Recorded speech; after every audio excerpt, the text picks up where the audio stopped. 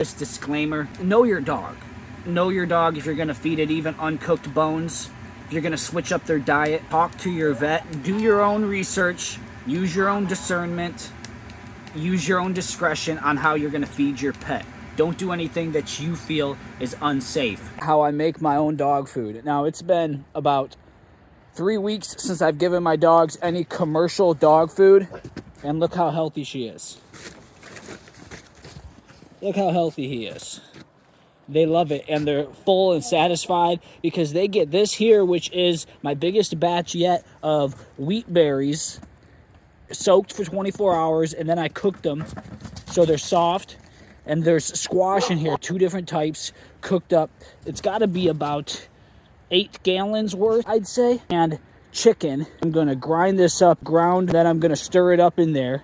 It'll leave it fresh, and the dogs will love it. It's really as simple as 5 different ingredients: squash, wheat berries, chicken, cornmeal, flaxseed. Ingredients I get in bulk, and I grow.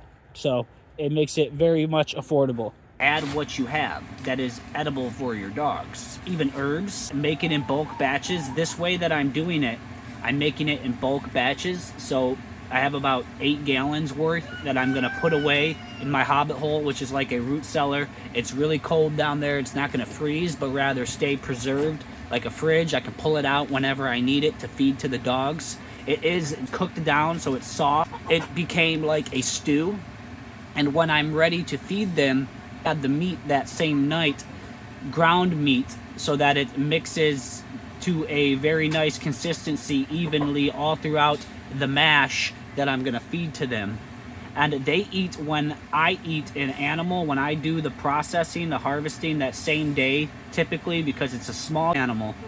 So I harvest the night that I need to eat. They get all of the fur, the feathers with the skin, which has all the fat. The dogs eat all of that. The feathers and the fur is good for their digestion. The bones, they get all of that. The only parts the dogs don't get is the guts, which I'll just throw those to the pigs. They digest all of it. They digest the bone because it's uncooked. You never give a cooked bone because it splinters and can cause impaction, kill your dog, but rather uncooked, they digest it, it breaks apart, chewy-like. I like to refer to it as rubbery. And you don't even notice a piece of it in their manure. But you'll notice like a whole corn kernel if they eat that. But you don't notice any bits of bones, which speaks to how this is the natural way that it really has always been.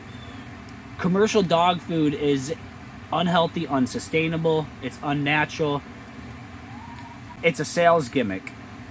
And it feels like it's not the way that dogs should be eating at all, that they should eat in the way that I'm feeding them. This natural, holistic, sustainable way. So now, indefinitely, I have dog food. I have hundreds of squash. I have thousands of pounds of wheat berries and corn.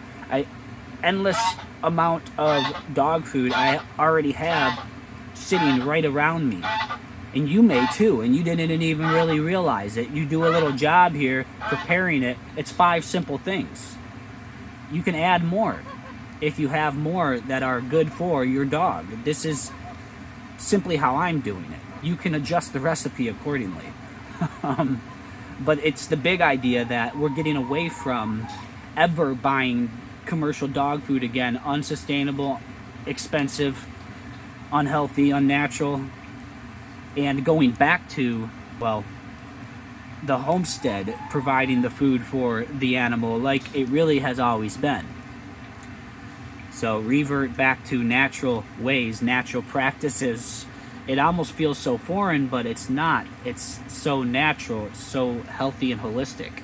I'm not getting too many eggs right now, but if I had a ton, overload, abundance of eggs, I'd even add eggs.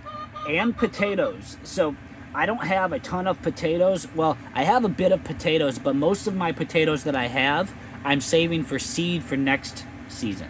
Thinking about ordering some potatoes in bulk